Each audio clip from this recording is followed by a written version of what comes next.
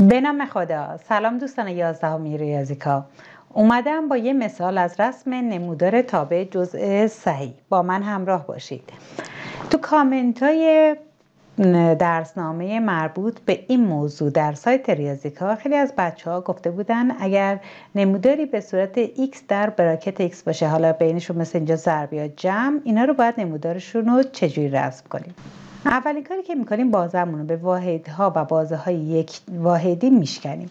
چون از -2 شروع شده، پس اولین بازه میشه از -2 تا -1، بعدی میشه از -1 تا 0، بعدی از 0 تا 1، بازه بعدی از 1 تا 2 و چون بازه انتهاش هم بسته است، خود نقطه x مساوی 2 رو مشخص کنیم.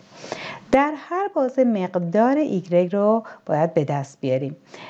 وقتی x مون بین -2 و -1 جزء صحیحش میشه عدد کوچکتر، یعنی -2. پس جزء صحیح میشه -2. یه x بیرون داریم میشه -2x. بعدی y میشه -x. بعدی y 0 ضرب در x میشه 0. بعدی 1 ضرب در x میشود x. بعدی هم که باید خود نقطه 2 رو بذاریم، 2 تا 4 تا 1 نقطه میشه. خب اینا چند تا پاره خطن، باید ابتدا و انتهای این پاره خط ها رو مشخص کنیم برای رسمشون. ابتدای پاره خطمون رو عدد ابتدای بازه رو میدیم، میذاریم -2 -2 ضرب در -2 میشود 4.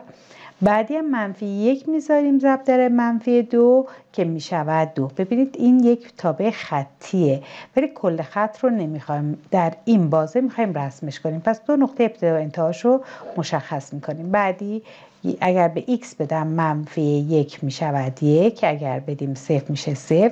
بعدی که خط y مساوی 0. بعدی هم که اگر ما به x بدیم 1 به ما میده 1، 2 هم بدیم میشود 2. این هم که یک نقطه است. حالا میایم نمودارش رو رسم میکنیم. خب من خود نمودار رو با یه رنگ دیگه مشخص میکنم که شما بهتر ببینید. خب پاره خط اول نقطه ابتدایش -2 و +4، یعنی این نقطه که تو پره، چون ابتدای بازه بسته است. نقطه بعدی -1 و 2 هست. این دوتا رو به هم وصل میکنیم. ابتدای پاره خط بسته، انتهاش باز. بعدی نقطه -1 و 1 که تو پره و نقطه 1 و 1 که تو خالیه به هم وصل میکنیم. بعدی خط y مساوی 0 تو بازه 0 تا 1. محور x ها همون خط y مساوی 0، اما ما از 0 میخوایم تا 1 روی محور رو پررنگ میکنیم. دقت کنید نقطه 0 و 0 قبلش خالی بود ولی الان پر میشه. و نقطه 1 و 1 و نقطه 2 و 2 و آخری هم نقطه 2 و 4 که یک نقطه تنها میشه، نقطه 2 4.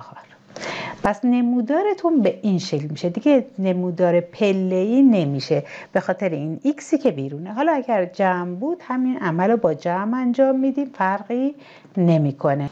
امیدوارم از این ویدیو هم استفاده کرده باشید. ما رو در آپارات دنبال کنید، دکمه دنبال کردن رو بزنید، زنگوله رو هم بزنید، لایک هم فراموشتون نشه. موفق باشید. گروه آموزشی ریاضیکا.